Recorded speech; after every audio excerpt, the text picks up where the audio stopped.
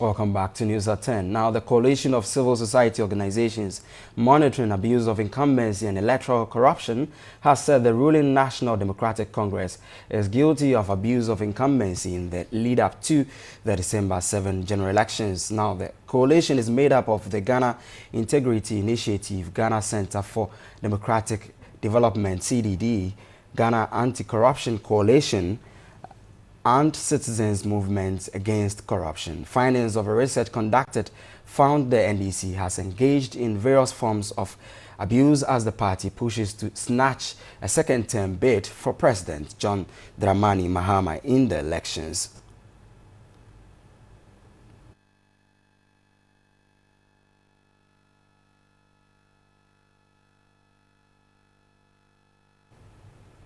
Let's get onto the phone lines and speak to a member of the coalition. Adam Senanu is a spokesperson for the coalition of civil society organizations monitoring abuse of incumbency and electoral corruption. Good evening, sir, and thanks for your time on News at 10 tonight. Good evening, and good evening to your viewers as well. Very well. Now, among your conclusion is that there are still incidences of electoral corruption, specifically vote buying by political parties and candidates. Do you think this can go away?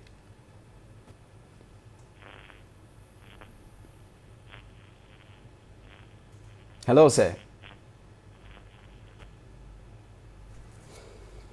Hello, Mr. Senanu. I'm afraid we've lost Mr. Senanu. He is the spokesperson for CEOs monitoring abuse of incumbency and electoral corruption. There he's trying, we're trying so hard to get him back on the line to speak to us on the issue of abuse of incumbency. And they have released a statement, that is the coalition of civil society organizations monitoring abuse of incumbency and electoral corruption. They are saying that the ruling National Democratic Congress, that is the NDC, is guilty of abuse of incumbency in the run-up to the December polls.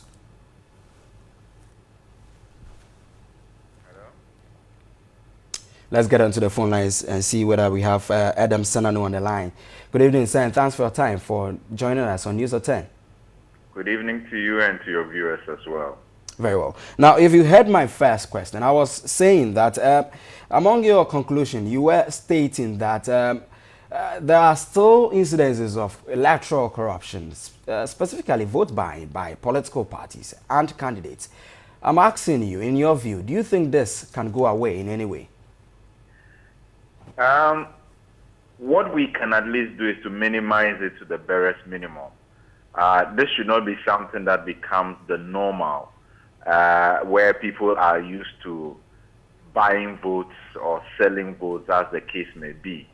That's a very dangerous phenomenon to allow to, as it were, spoil the body fabric of the society. And so we need to be very cautious about it.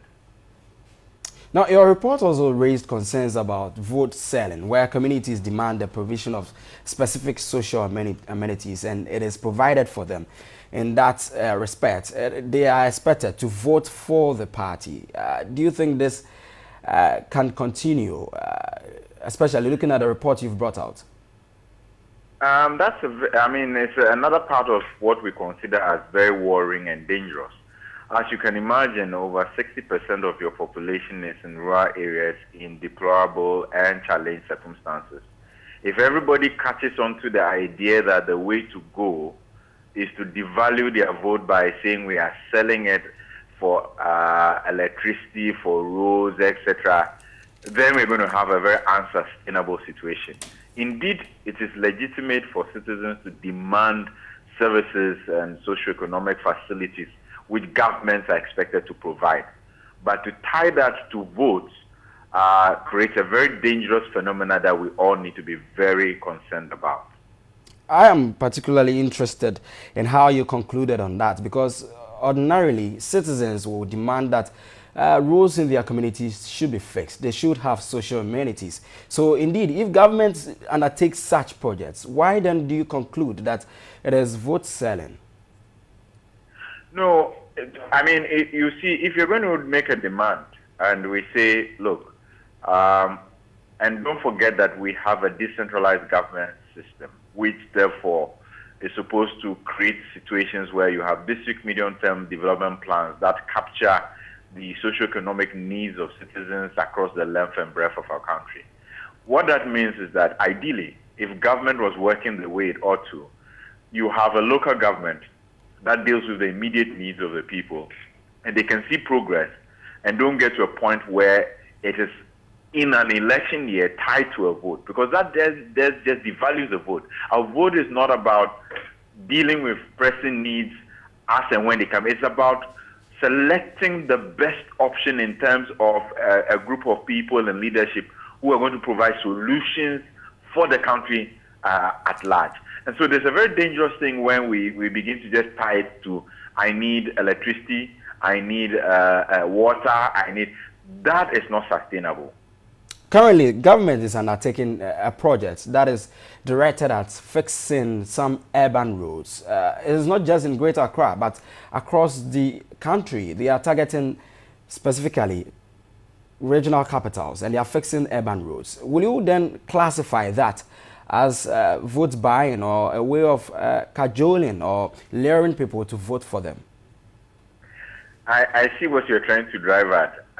To the extent that these are neutral roads and they are not placed in places where one can say there was not a plan. You see, anytime you have a situation where things are done ad hoc, especially when it's very close to elections, then all of a sudden there seems to be this and that all happening.